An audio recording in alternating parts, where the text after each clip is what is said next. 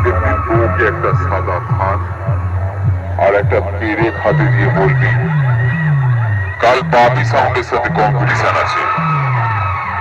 আমার কোনো গ্যারেন্টি নেই বেঁচে ফিরবো কি না। পেরেকটা দেওয়ালে পুঁতে রাখিস আমার ছবিতে মালা পরানোর জন্য, আর সাদা থানটা পরে থাকিস